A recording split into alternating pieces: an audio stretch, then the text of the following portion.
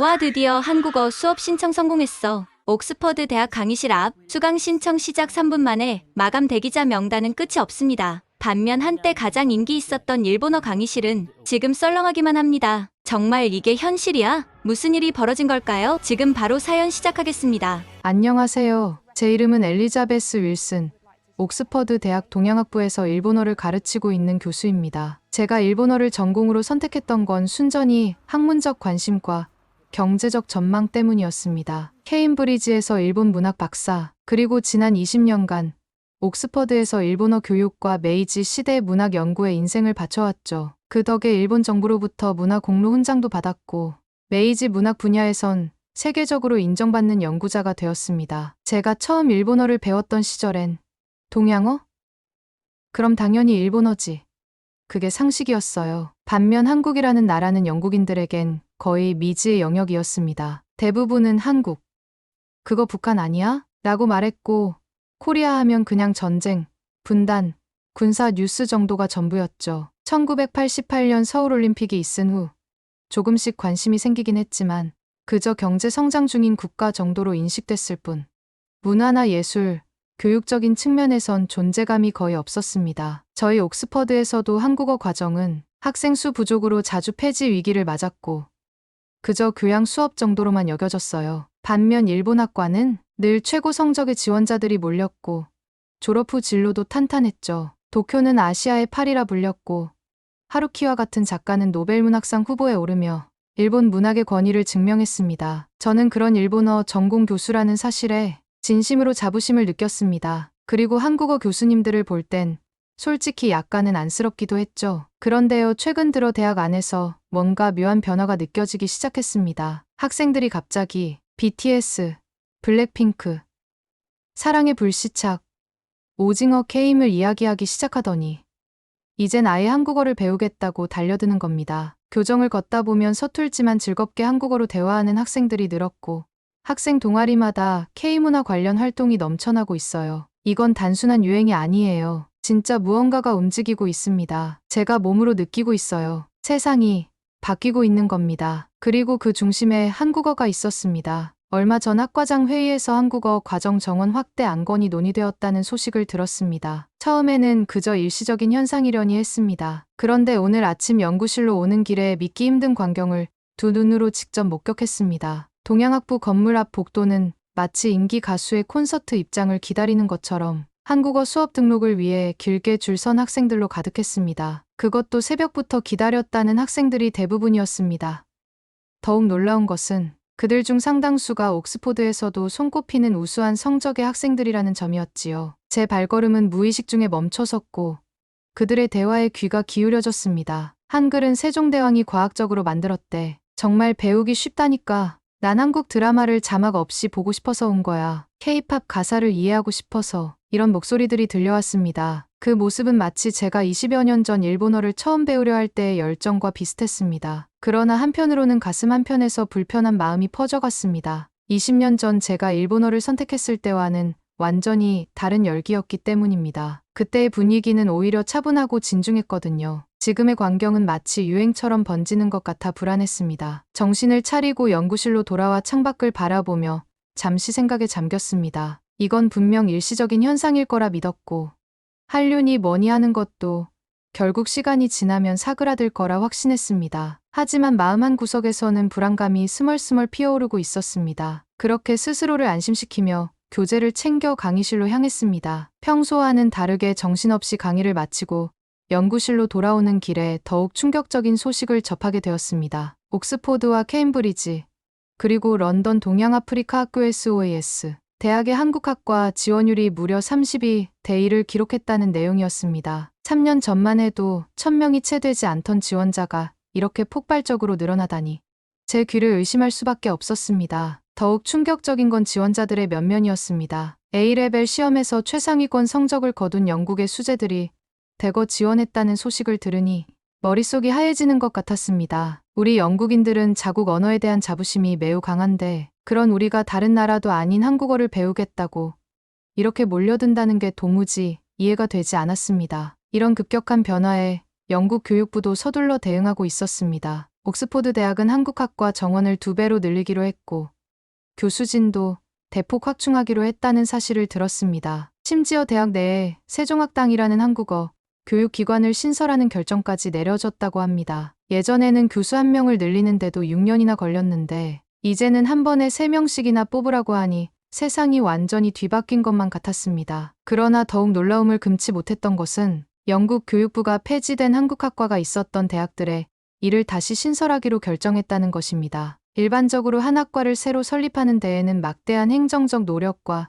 재정적 지원이 필요하고 이미 폐지된 학과를 복원하는 것은 훨씬 더 어려운 일입니다. 하지만 영국에서 한국어와 한국학에 대한 열정이 그만큼 커져서 결국 한국학과는 다시 개설될 수밖에 없었다고 합니다. 이는 한국에 대한 관심이 급증하며 문화, 경제, 외교적 측면에서의 중요성이 반영된 결과로 볼 수 있습니다. 이처럼 특정 전공에 많은 학생들이 몰리게 되면서 입학 기준 또한 한층 더 강화되었다고 합니다. 한국어학과에 지원하려면 고등학교 성적은 물론 영국에서의 대학 입학 시험에 해당하는 A레벨 점수도 매우 우수해야 하며 외국어 능력과 인문학적 사고가 잘 갖춰진 학생들만 입학할 수 있도록 기준이 높아졌다고 합니다. 그뿐만 아니라 한국어를 기본적으로 구사하고 한국 문화에 대한 깊은 이해를 가진 인재를 선발하려는 의도가 반영되었다고 볼 수 있습니다. 이런 높은 기준에도 학생들의 기세는 식을 줄 모르고 있습니다. 한국 기업들까지 나서서 인턴십 프로그램을 신설하고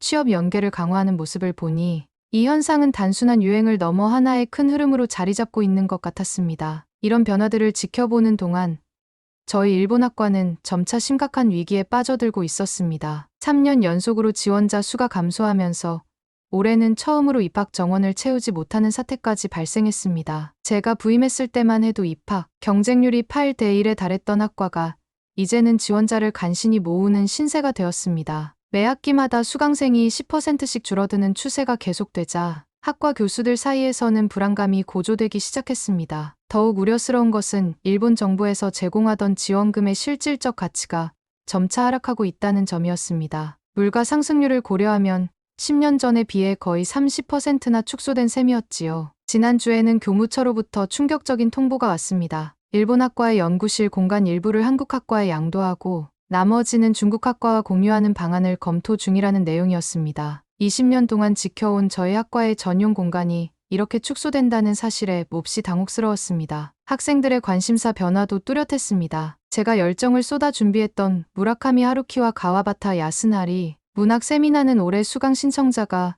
최소 인원에도 미치지 못해 폐강될 위기에 처했습니다. 반면 같은 시간대에 개설된 K드라마와 현대 한국 사회에 강좌는 대형 강의실을 꽉 채울 정도로 인기였습니다. 학생들의 졸업 논문 주제를 보면 더욱 확연히 드러났습니다. 예전에는 일본의 에도 시대 문학이나 메이지, 유신에 관한 주제가 인기였지만 최근에는 K-팝의 글로벌 확산 전략이나 한국 웹툰의 서사 구조 같은 주제가 많아졌습니다. 심지어 일본학과 학생들조차 논문에 한국 대중문화를 비교 대상으로 언급하는 경우가 늘어났습니다. 더 충격적인 사실은 일본 유학을 희망하는 학생보다 한국 유학을 희망하는 학생 수가 역전되었다는 점이었습니다. 도쿄대, 교토대로 가려던 학생들이 이제는 서울대, 연세대를 더 선호한다니 믿기지 않았습니다. 학과 내부의 분위기도 예전 같지 않았습니다. 강의 배정을 두고 교수들 사이에 미묘한 경쟁이 생겼고 연구 예산 감축으로 인해 저희가 오랫동안 준비해온 메이지 시대 문학의 재해석 프로젝트도 취소되었습니다. 결국 학과장인 제 주도로 학과 존속을 위한 비상대책위원회를 구성하게 되었습니다. 회의실에 모인 동료 교수들의 표정은 모두 어두웠습니다. 오랫동안 자신의 전문 분야에 자부심을 가지고 연구해온 학자들이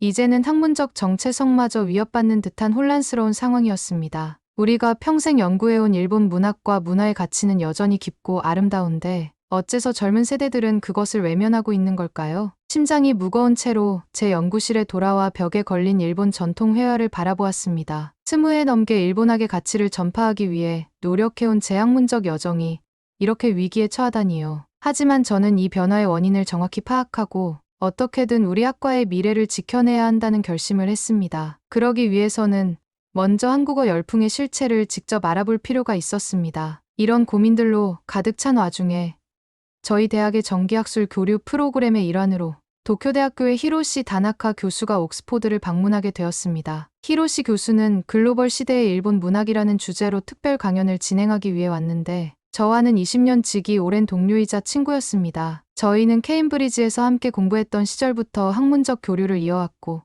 일본 문학 연구에 있어서도 서로에게 큰 영감을 주고받았습니다. 그의 강연은 예상대로 깊이 있고 통찰력 넘치는 내용이었지만 안타깝게도 청중석은 반도 채워지지 않았습니다. 작년만 해도 이런 수준의 강연이라면 발 디딜 틈 없이 붐볐을 텐데 말이죠. 강연이 끝난 후 저는 그를 제 연구실로 초대했습니다. 영국식 홍차와 스콘을 준비하며 오랜만에 재회를 기뻐했습니다. 창가에 앉아 차를 한 잔 나누며 이야기는 자연스레 현재 상황으로 흘러갔습니다. 엘리자베스, 최근 일본학과 분위기는 어떤가요? 우리의 천년 문화유산을 배우는 학생들의 성취도는 여전히 높겠지요? 히로시의 목소리에는 은은한 걱정이 배어 있었습니다. 저는 잠시 망설이다가 현 상황을 솔직하게 말했습니다. 한국어과의 폭발적 성장과 저희 학과의 위기를 차분하게 전했습니다. 그러자 히로시 교수의 표정이 순간 일그러졌다가 곧 담담한 미소로 바뀌며 말했습니다. 엘리자베스, 그들의 문화는 겉만 번지르르한 상업주의의 산물일 뿐입니다. 우리의 노벨 문학상 수상작들, 세계가 인정한 일본 문학의 미학적 가치와는 비교도 안 됩니다. 정말 그럴까요? 제가 조심스레 물었습니다. 히로시 교수는 잠시 차를 마시더니 이야기를 이어갔습니다. 당신은 영국인입니다. 동아시아의 복잡한 문화적 역학관계를 잘 모르시겠지만 한글이라는 문자는 사실 중국 문자의 영향을 많이 받았다는 설이 있습니다. 한국인들은 그들의 문자가 과학적이고 합리적이라고 주장하지만 실상은 어떤가요? 같은 발음인데 표기가 다르고 한자어와 고유어의 충돌로 인한 혼란스러움, 거기다 문법의 비효율성까지. 그의 말에는 옅은 미소 속에 가려진 날카로운 비판이 숨어 있었습니다. 더구나 저를 영국인이라 잘 모른다고 말하는 그의 태도에서 묘한 우월감이 느껴졌습니다. 20년 지기 동료를 이렇게 대하다니 가슴 한편에서 불편한 감정이 들기 시작했습니다. 하지만 표정을 숨기고 그의 대답을 계속 들었습니다. 더구나 그들의 문화는 어떻습니까? 일본의 선조들이 이루어낸 찬란한 문명에 비하면 그저 모방에 불과해요. 그들이 자랑하는 문화라는 것도 결국은 우리 일본 문화의 재해석에 지나지 않습니다. 이런 피상적인 유행이 어떻게 진정한 학문의 대상이 될 수 있겠습니까? 저는 미소를 가볍게 지으며 고개를 끄덕였지만 속에서는 묘한 감정이 끓어오르고 있었습니다. 물론 일본 문화의 깊이와 아름다움을 부정할 생각은 없었지만 오랜 동료가 보여주는 이런 편견과 우월감에는 깊은 실망감을 느꼈습니다. 사실 저는 지금까지 한국어와 한국 문화에 대해 깊이 알아본 적이 없었습니다. 단지 외부적 인상과 학계의 평가만을 기준으로 판단해왔을 뿐이죠. 그래서 히로시 교수의 말이 정말 사실인지 아니면 단순한 편견인지 직접 확인하고 싶어졌습니다. 히로시 교수가 떠난 후 저는 한국어학과의 소피아 김 교수에게 연락을 취했습니다. 학과장으로서 한국어 수업을 참관하고 싶다는 요청을 드렸고 소피아 교수는 기꺼이 환영해 주었습니다. 이제 저는 한국어 열풍의 실체를 직접 확인할 기회를 갖게 되었습니다. 다음 날 오전,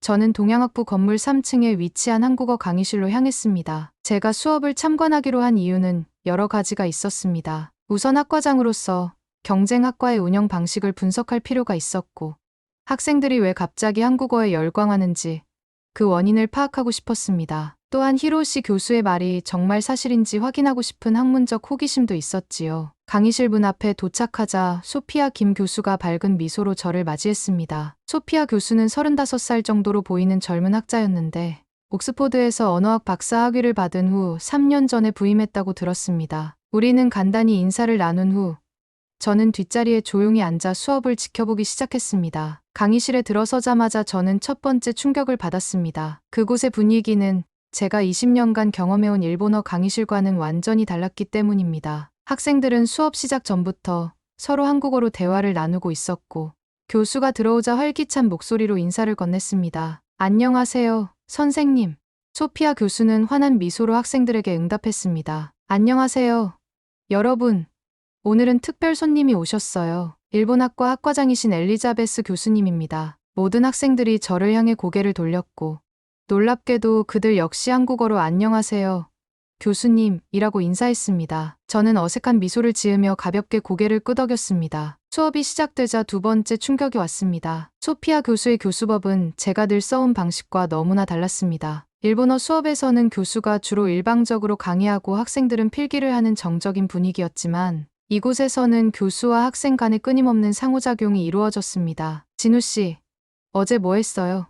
소피아 교수가 한 학생에게 물었습니다. 저는 도서관에서 공부했어요. 그리고 친구와 카페에 갔어요. 학생이 천천히 대답했습니다. 카페에서 뭐 마셨어요? 저는 아메리카노를 마셨어요. 영국 커피는 너무 달아요. 이런 실제 대화를 통해 학생들은 자연스럽게 한국어 문장을 익히고 있었습니다. 더욱 놀라운 것은 디지털 기술을 활용한 교육 방식이었습니다. 태블릿으로 한국 뉴스 클립을 보여주고 스마트폰 앱을 통해 발음을 교정해주는 등 최신 기술을 적극 활용하고 있었지요. 세 번째 충격은 한글이라는 문자 체계 자체에서 왔습니다. 소피아 교수가 한글의 기본 원리를 설명하는 것을 들으면서 저는 이것이 단순한 기호가 아니라 과학적으로 설계된 체계임을 깨달았습니다. 한글의 자음은 발음 기관의 모양을 본떠 만들어졌어요. 예를 들어 고운 혀가 목구멍을 막는 모양이고 놓은 혀가 위신몸에 닿는 모양입니다. 학생들은 이런 설명에 감탄하며 열심히 따라 적고 있었고 저 역시 무의식 중에 펜을 들고 메모를 하고 있었습니다. 히로시 교수의 말과는 달리 한글은 굉장히 논리적이고 체계적인 문자였습니다. 제가 알게 된 네 번째 놀라운 사실은 한글의 디지털 친화성이었습니다. 학생들이 태블릿으로 한글을 입력하는 모습은 마치 피아노를 연주하는 것처럼 유려하고 빨랐습니다. 소피아 교수에 따르면 한글은 디지털 시대에 가장 적합한 문자 체계 중 하나라고 합니다. 자음과 모음의 조합 원리가 컴퓨터 코딩, 로직과 유사해서 인공지능이 처리하기에도 효율적인 구조를 가지고 있어요. 50분의 수업이 끝나고 학생들은 서로 한국어로 대화를 나누며 교실을 나갔습니다. 어떤 학생들은 교수에게 추가 질문을 하기 위해 남았고 소피아 교수는 각 학생의 이름을 부르며 친절하게 응대했습니다. 이런 친밀한 학습 환경이 바로 학생들을 끌어당기는 요인 중 하나라는 생각이 들었습니다. 수업이 완전히 끝난 후 소피아 교수와 저는 학내 카페에서 차를 마시며 대화를 나눴습니다. 저는 솔직하게 제 감상을 털어놓았습니다. 정말 놀라운 수업이었어요. 학생들의 열정이 느껴졌고 한글의 구조적 아름다움에도 감탄했습니다. 소피아 교수는 미소 지으며 고개를 끄덕였습니다. 영국 학생들이 한국어의 매력을 느끼는 이유는 언어 자체의 논리성뿐만 아니라 그것이 담고 있는 문화적 맥락 때문이기도 해요. 세종대왕이 문자를 만든 배경에는 깊은 철학이 있거든요. 저는 그 철학에 대해 더 알고 싶다는 마음이 들었습니다. 그리고 소피아 교수는 제게 경제학부의 한국인 교수인 지훈 박을 소개해주겠다고 했습니다. 그는 서울대학교 국어국문학 출신으로 한글의 역사와 문화적 가치에 대해 깊은 지식을 가지고 있다고 했습니다. 소피아 교수의 제안으로 이틀 후 저는 옥스포드 대학 경제학부의 지훈 박 교수를 만나게 되었습니다. 우리는 대학 근처의 작은 티하우스에서 만나기로 약속했습니다. 저는 일본학과 학과장으로서 공식적인 자리라 생각하고 단정한 정장 차림으로 나갔는데 티하우스에 도착했을 때 지훈 교수는 편안한 캐주얼 복장으로 창가 자리에 앉아 책을 읽고 있었습니다. 엘리자베스 교수님, 만나서 반갑습니다. 그는 유창한 옥스퍼드식 영어로 인사했습니다. 40대 초반으로 보이는 그는 부드러운 미소와 지적인 분위기를 풍기고 있었습니다. 소피아에게 들었습니다. 한국어와 한글에 관심을 가지게 되셨다고요. 저는 고개를 끄덕이며 자리에 앉았습니다. 사실 관심이라기보다는 학과장으로서의 의무감이라고 할까요? 최근 일본학과의 위기와 한국학의 성장을 보면서 그 이유를 이해하고 싶었습니다. 지훈 교수는 웃으며 차를 주문했습니다. 긴 이야기가 될 것 같네요. 오늘은 학문적 대화를 나누는 동료로서 편하게 이야기했으면 합니다. 차가 나오자 그는 먼저 자신의 배경에 대해 이야기해 주었습니다. 지훈 교수는 서울대학교에서 국어국문학을 전공한 후 경제학으로 진로를 바꿔 런던 정경대에서 박사 학위를 받았다고 합니다. 그는 영국과 한국 간의 경제협력 연구로 옥스포드에 부임하게 되었고 지난 8년간 영국 학계에서 한국학 확산에 기여해왔다고 했습니다. 제가 옥스포드에 처음 왔을 때만 해도 한국에 대한 관심은 미미했어요. 하지만 지금은 완전히 달라졌죠. 그가 말했습니다. 대화는 자연스럽게 한글에 대한 이야기로 흘러갔습니다. 저는 소피아 교수의 수업에서 본 한글의 과학적 원리에 대해 언급했고 지훈 교수의 눈이 반짝였습니다. 한글은 단순한 문자 체계가 아닙니다. 그것은 세종대왕의 깊은 철학이 담긴 사회적 혁명이었어요. 그는 열정적으로 설명하기 시작했습니다. 15세기 조선시대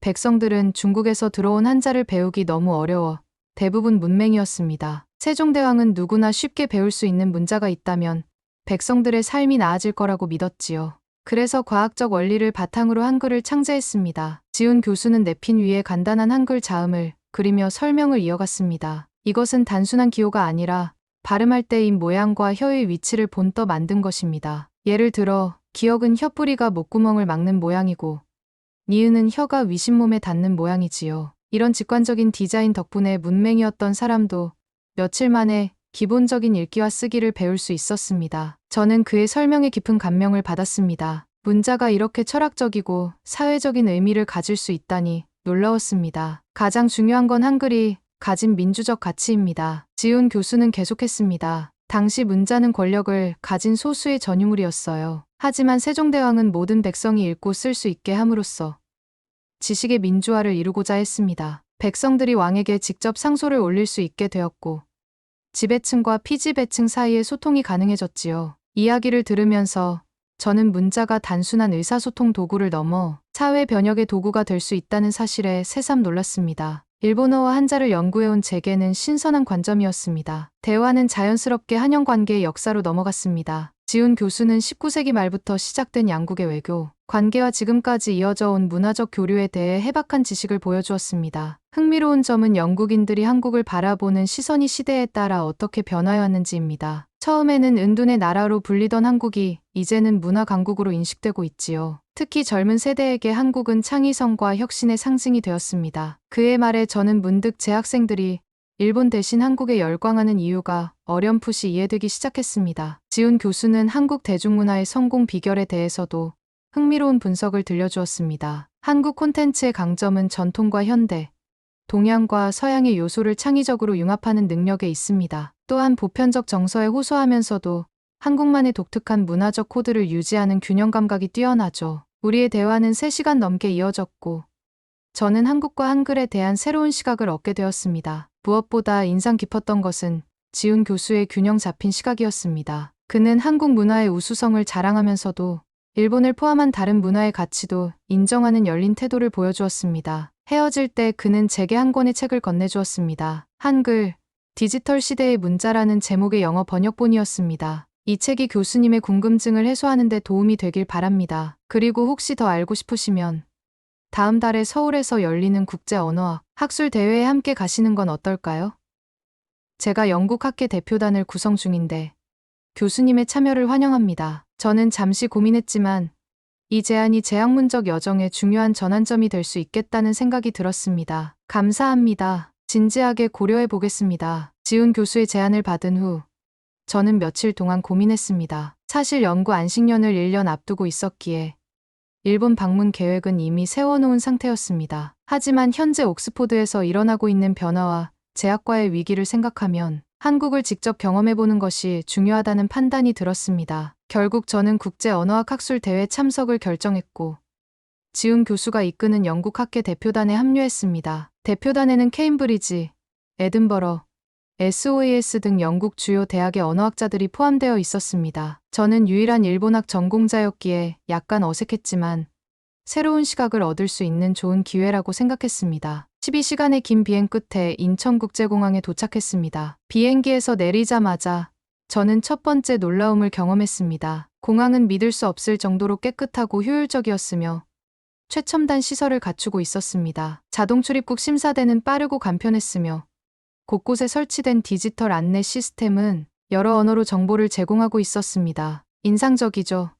지훈 교수가 제 표정을 보고 웃으며 물었습니다. 인천공항은 18년 연속 세계공항 서비스 평가에서 최상위권을 유지하고 있어요. 더욱 놀라웠던 것은 공항 내 여행자를 위한 무료 서비스들이었습니다. 무료 샤워실, 수면 공간, 그리고 문화체험 공간까지 있었습니다. 히드로 공항이나 샤를 드골 공항에서는 상상도 할 수 없는 서비스였습니다. 공항에서 서울 시내로 이동하는 동안 저는 차창밖 풍경의 시선을 빼앗겼습니다. 현대적인 고층 건물들과 전통 한옥이 조화롭게 어우러진 도시 경관, 곳곳에서 볼 수 있는 첨단 기술의 흔적들, 그리고 활기찬 거리의 모습이 인상적이었습니다. 호텔에 체크인한 후 저는 잠시 휴식을 취하며 창밖으로 서울의 야경을 바라보았습니다. 반짝이는 한강과 그 위에 놓인 화려한 다리들, 남산 서울타워의 불빛이 마치 별처럼 빛나고 있었습니다. 이곳은 제가 상상했던 한국의 모습과는 완전히 달랐습니다. 다음 날, 국제 언어학 학술 대회가 서울 시내 대형 컨벤션 센터에서 개최되었습니다. 오프닝 세션은 디지털 시대의 문자 체계라는 주제로 진행되었고,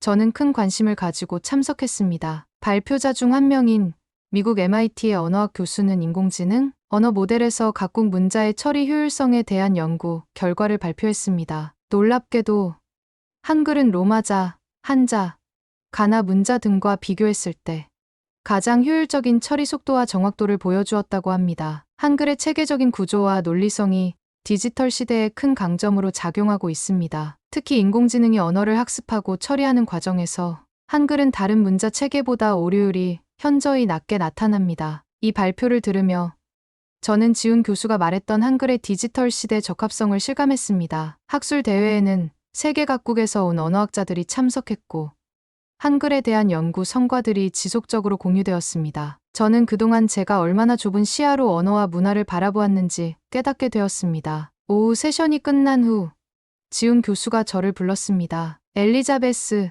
제 옛 제자가 서울에 살고 있는데 당신을 만나고 싶어 해요. 그는 옥스포드에서 일본학을 전공했던 학생이에요. 저는 호기심이 생겨 동의했고 지훈 교수는 저를 강남의 한 현대적인 카페로 안내했습니다. 그곳에서 저희는 제임스 윌슨이라는 30대 중반의 영국인을 만났습니다. 그는 제 수업을 들었던 학생으로 지금은 서울에서 영국 문화원 부원장으로 일하고 있다고 했습니다. 교수님, 정말 오랜만입니다. 서울에서 뵙게 될 줄은 몰랐어요. 제임스는 반갑게 인사했습니다. 제임스, 내가 한국에서 일하고 있을 줄은 꿈에도 몰랐구나. 저는 놀라움을 감추지 못했습니다. 그와 함께 서울 나들이를 하며 저는 현대 한국 문화를 직접 체험할 수 있었습니다. 특히 인상적이었던 것은 인생 네컷이라는 사진 부스였습니다. 제임스는 저를 그곳으로 데려가 함께 사진을 찍자고 제안했습니다. 이건 일본의 프리쿠라에서 발전한 건데 한국만의 독특한 문화로 재탄생했어요. 이제는 오히려 일본 젊은이들이 한국의 이런 문화를 따라하고 있죠. 이런 작은 경험들을 통해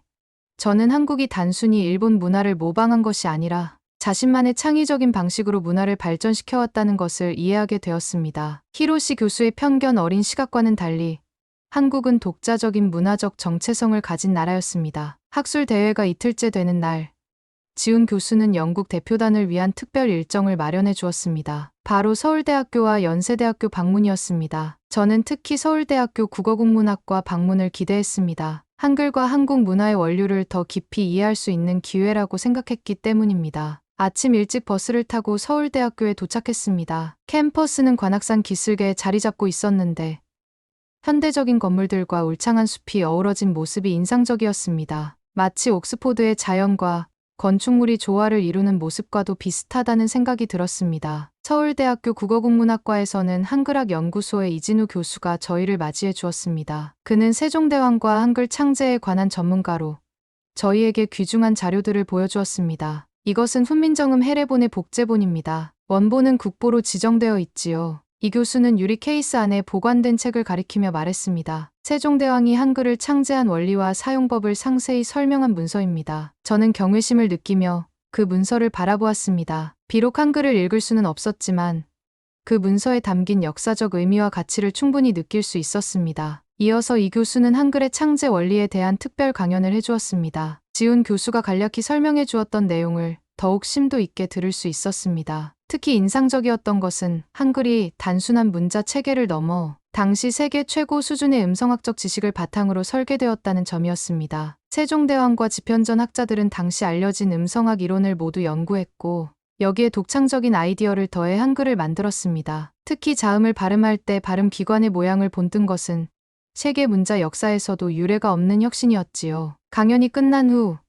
이 교수는 저를 따로 불러 영국 내 한국학 발전에 대한 의견을 물었습니다. 저는 옥스포드에서 목격한 한국어 열풍에 대해 솔직하게 이야기했고 이 교수는 깊은 관심을 보이며 한영학술 교류 확대 방안에 대해 논의했습니다. 저희 서울대와 옥스포드 간의 학술 교류 프로그램을 더 강화할 수 있을 것 같습니다. 특히 언어학 분야에서 공동 연구가 가능할 것 같은데 어떻게 생각하세요? 저는 기꺼이 그 제안에 동의했고 귀국 후 구체적인 방안을 모색해보기로 약속했습니다. 오후에는 연세대학교 한국어학당을 방문했습니다. 이곳은 외국인들을 위한 한국어 교육의 메카로 전 세계 80여 개국에서 온 학생들이 한국어를 배우고 있었습니다. 강의실을 둘러보니 미국, 유럽, 아시아, 아프리카 등 정말 다양한 국적의 학생들이 열정적으로 한국어를 공부하고 있었습니다. 한 강의실에서는 초급 수준의 학생들이 한글 자모음을 배우고 있었는데 놀랍게도 그들은 일주일 만에 기본적인 읽기와 쓰기를 마스터했다고 합니다. 또 다른 강의실에서는 중급반 학생들이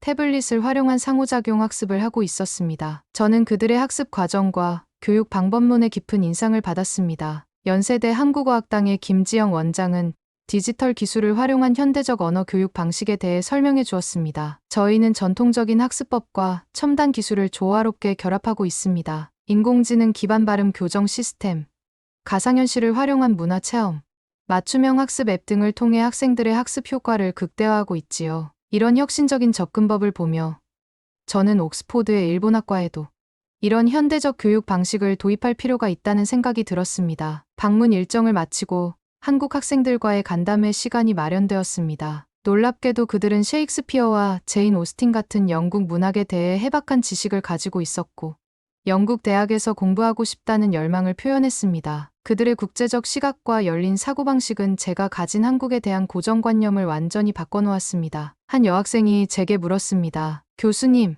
옥스포드에서는 어떤 한국 문학 작품들이 연구되고 있나요? 저는 잠시 당황했습니다. 사실 저희 대학에서는 한국 문학에 대한 연구가 거의 이루어지지 않고 있었기 때문입니다. 그 순간 저는 옥스포드로 돌아가 이 불균형을 바로잡아야겠다는 결심을 했습니다. 일주일간의 한국 방문을 마치고 옥스포드로 돌아오는 비행기 안에서 저는 그동안의 경험을 정리하는 시간을 가졌습니다. 창밖으로 펼쳐진 구름 위에서 저는 메모장에 새로운 아이디어들을 빠르게 적어내려갔습니다. 서울에서 보고 느낀 것들이 제 학문적 시야를 넓혀주었고, 일본학과의 미래를 위한 새로운 방향성을 제시해 주었기 때문입니다. 옥스포드에 돌아온 첫날, 저는 동양학부 학장님께 면담을 요청했습니다. 윌리엄 톰슨 학장님은 제 한국 방문 소식을 들으시고 호기심 어린 표정으로 저를 맞이하셨습니다. 엘리자베스, 한국은 어땠나요? 무언가 흥미로운 발견이라도 있었습니까? 저는 한국에서의 경험과 깨달음을 상세히 전했고, 일본학과의 위기를 극복하기 위한 새로운 제안을 드렸습니다. 학장님, 저는 동아시아 언어와 문화의 현대적 조류라는 새로운 강좌를 개설하고 싶습니다. 이 강좌에서는 일본과 한국, 그리고 중국의 언어와 문화를 비교하며 현대 동아시아의 문화적 역동성을 탐구하는 내용을 다루려고 합니다. 톰슨 학장님은 제 제안에 깊은 관심을 보이셨고, 다음 학기부터 시범 강좌로 개설해보자는 의견을 주셨습니다. 더불어 일본학과와 한국학과의 협력 프로그램도 긍정적으로 검토하겠다고 말씀하셨습니다. 한 달 후, 저희 학과는 디지털 시대의 동아시아 언어 연구 프로젝트를 시작했습니다. 이 프로젝트는 한국학과와 공동으로 진행하는 것으로 인공지능 시대의 동아시아 언어들이 어떻게 발전하고 적응하는지에 대한 연구였습니다. 또한 장기적으로는 한일 문화 비교 연구 센터 설립을 목표로 하고 있었습니다. 새 학기가 시작되자 저희 시범 강좌는 예상을 뛰어넘는 관심을 받았습니다. 정원 30명을 훨씬 초과하는 50여 명의 학생들이 수강 신청을 했고, 결국 더 큰 강의실로 장소를 옮겨야 했습니다. 첫 수업에서 저는 학생들에게 물었습니다. 여러분은 왜 이 강좌를 선택했나요? 다양한 대답이 돌아왔습니다. 일본 애니메이션을 좋아하는 학생, K-팝에 푹 빠진 학생, 중국 역사에 관심이 있는 학생 등 그 이유는 제각각이었습니다. 하지만 공통적으로 느껴진 것은 학생들이 더 이상 한 국가의 문화만을 배우는 것이 아니라 동아시아 전체를 아우르는 폭넓은 시각을 원한다는 점이었습니다. 이런 변화는 학생들의 수강 패턴에도 나타났습니다. 일본어 한국어 통합 과정에 대한 관심이 증가했고, 두 문화를 균형 있게 배우려는 학생들이 늘어났습니다. 특히 학제 간 연구와 복수 전공을 선택하는 학생들이 눈에 띄게 증가했습니다. 저 자신도 변화했습니다. 매주 3시간씩 한국어 기초 과정을 수강하기 시작했고, 한일 문학 비교 연구에 관한 논문을 준비하고 있었습니다. 특히 무라카미 하루키와 한국의 현대 소설가 한강의 작품을 비교하는 연구는 저에게 새로운 통찰력을 제공했습니다. 2달 후, 히로시 교수가 다시 옥스포드를 방문했습니다. 그는 제 연구실의 변화를 보고 놀란 듯 했습니다. 벽에는 이제 일본 회화뿐만 아니라 한국의 현대 미술 작품도 걸려 있었고, 책장에는 한국 문학 번역본들이 꽂혀 있었으니까요. 서울에 다녀오신 후 많이 변하셨군요. 그가 차를 마시며 말했습니다. 저는 미소를 지으며 대답했습니다. 히로시, 변화는 때로 필요한 것 같아요. 저는 이제 동아시아 문화를 더 넓은 시각으로 바라보게 되었어요. 일본 문화의 깊이와 아름다움은 여전히 제게 영감을 주지만 한국 문화의 생동감과 혁신성도 동시에 인정하게 되었죠. 히로시 교수는 잠시 침묵했다가 진지한 표정으로 말했습니다. 솔직히 처음에는 당신의 변화가 마음에 들지 않았어요. 하지만 생각해보니 우리 같은 학자들이야말로 열린 마음으로 세상을 바라봐야 하지 않을까요? 저도 언젠가 한국을 방문해봐야겠습니다. 그의 말에 저는 깊은 감동을 받았습니다. 학문적 편견을 넘어 서로를 이해하고 존중하는 모습이야말로 진정한 학자의 자세라는 생각이 들었습니다. 이제 저희는 변화하는 학문 환경에 함께 적응하며 상호 존중에 기반한 학문적 동반자 관계를 재정립할 수 있을 것 같았습니다. 어느 날 저녁, 제 연구실에 한 학생이 찾아왔습니다. 그는 일본학과 3학년 학생으로 졸업 논문 주제에 대해 상담을 원했습니다. 교수님, 저는 일본 망가와 한국 웹툰의 서사 구조를 비교하는 연구를 하고 싶습니다. 가능할까요? 저는 환한 미소로 대답했습니다. 물론이죠. 아주 흥미로운 주제네요. 함께 연구해 봅시다. 한국 방문 이후 6개월이 지난 지금, 저는 제 연구실 창가에 앉아 지난날을 돌아보며 깊은 성찰에 잠겨 있습니다. 햇살이 비치는 옥스포드의 고풍스러운 건물들과 학생들로 북적이는 캠퍼스를 내려다보며 저는 지난 반년간의 변화가 얼마나 큰 의미를 지니는지 생각해 봅니다. 무엇보다 가장 큰 깨달음은 제 자신의 고정관념과 편향에 대한 인식이었습니다. 20년 넘게 일본학을 연구하면서 저는 무의식 중에 다른 동아시아 문화들에 대한 편견을 키워왔다는 사실을 인정할 수밖에 없었습니다. 서울에서의 경험은 제게 학문적 겸손함과 열린 태도의 중요성을 일깨워 주었습니다. 우리는 종종 우리가 알고 있다고 생각하는 것들 때문에 새로운 진실을 발견하지 못합니다. 이 문장은 제가 요즘 강의를 시작할 때 자주 인용하는 말입니다. 변화를 두려워하지 않는 지적 용기야말로 진정한 학자의 자세라는 깨달음을 얻었기 때문입니다. 동아시아 언어와 문화에 대한 저의 관점도 완전히 달라졌습니다. 이제 저는 일본어와 한국어, 그리고 중국어를 경쟁 관계가 아닌 상호 보완적인 관계로 바라봅니다. 각 언어와 문화는 고유한 아름다움과 가치를 지니고 있으며 하나를 이해하면 다른 하나를 더 깊이 이해할 수 있다는 사실을 깨달았습니다. 특히 디지털 시대에 맞는 언어 교육 방법론에 대한 관심이 높아졌습니다. 한국에서 보았던 혁신적인 교육 방식을 일본어 교육에도 적용하고자 노력 중이며 이는 학생들의 열렬한 호응을 얻고 있습니다. 인공지능, 가상현실 등 최신 기술을 활용한 몰입형 언어 학습은 옥스포드의 전통적인 교육 방식에 신선한 바람을 불어넣고 있습니다. 저희 대학에서의 동아시아학도 새로운 방향으로 발전하고 있습니다. 톰슨 학장님의 지원 아래 일본학과와 한국학과의 조화로운 공존과 발전을 위한 기반이 마련되었습니다. 동서양 문화 교류의 허브라는 새로운 비전 아래 저희는 디지털 인문학과 전통 동양학의 융합을 시도하고 있으며 이는 학생들에게 더욱 풍부한 학습 경험을 제공하고 있습니다. 국제적 시각을 갖춘 동아시아 전문가 양성의 중요성도 더욱 강조되고 있습니다. 글로벌 시대에 필요한 것은 한국과의 언어와 문화만 깊이 이해하는 전문가가 아니라 동아시아 전체를 아우르는 통합적 시각을 가진 인재라는 인식이 확산되고 있기 때문입니다. 학문적으로는 올해 말, 제가 오랫동안 연구해온 무라카미 하루키와 한강의 작품을 비교, 분석한 논문이 권위 있는 학술지에 게재될 예정입니다. 이는 제 학문적 여정의 새로운 장을 여는 의미 있는 성과입니다. 개인적으로도 많은 변화가 있었습니다. 한국어 공부를 시작한 지 6개월이 지난 지금, 저는 간단한 대화가 가능할 정도로 실력이 향상되었습니다. 다음 방학 때는 서울대학교에서 한 달간 집중 연수를 받을 계획도 세웠습니다. 이런 변화들을 경험하며 저는 두 문화권의 가치를 균형 있게 전달하는 교육자로서의 사명감을 느끼고 있습니다. 문화적 다양성을 존중하는 연구자로서 저는 앞으로도 편견 없는 시각으로 동아시아 문화의 아름다움을 탐구하고 전파하고자 합니다. 무엇보다도 저는 평생 학습자로서의 겸손한 태도를 유지하고자 합니다. 서울에서의 경험이 제게 가르쳐준 가장 소중한 교훈은 바로 이것이었습니다. 아무리 나이가 들고 경험이 쌓여도